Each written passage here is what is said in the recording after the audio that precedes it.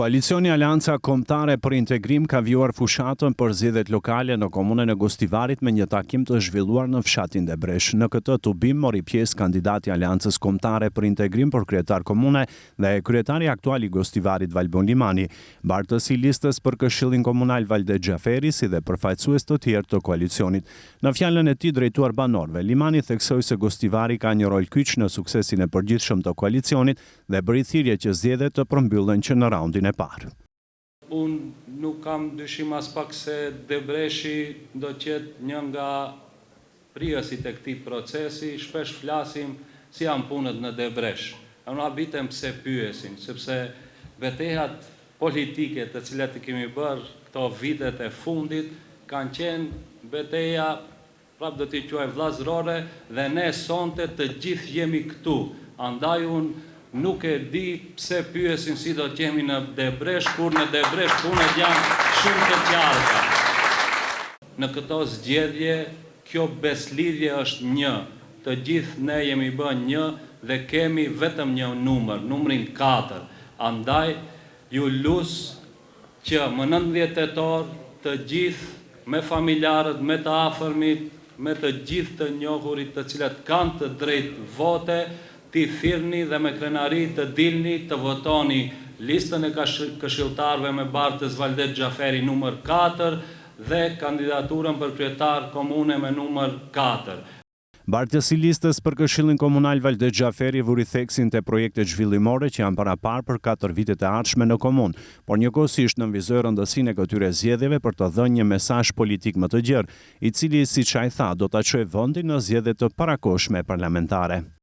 Ne këtë mund të ndalim, këtë hof anti-shqiptar për buzjes diskreditimit, përjashtimit të shqiptarëve nga institucionet, bashkarisht mund t'i themi stop me 19 tetor, duke rrethuar numrin 4 për kandidatin për kryetar komune, duke rrethuar numrin 4 për listën e Këshillit.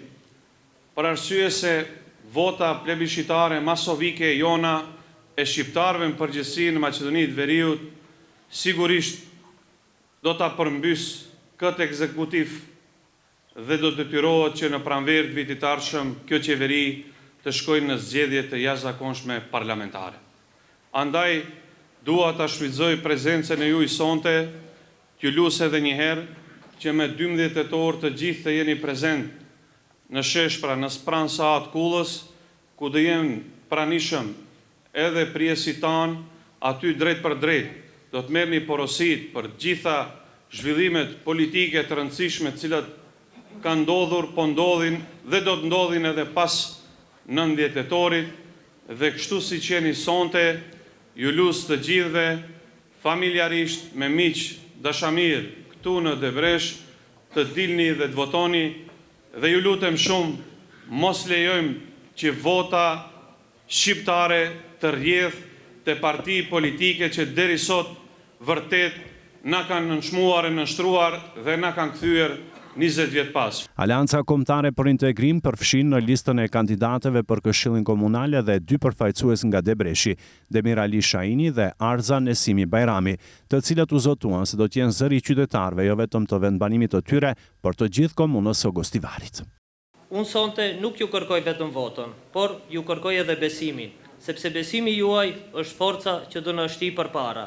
Prandaj, me plot përgjegjësi kam vendosur të kandidoj për Këshillin Komunal të Gostivarit, që zëri i Debreshit të jetë pjesë e vendimarrjes.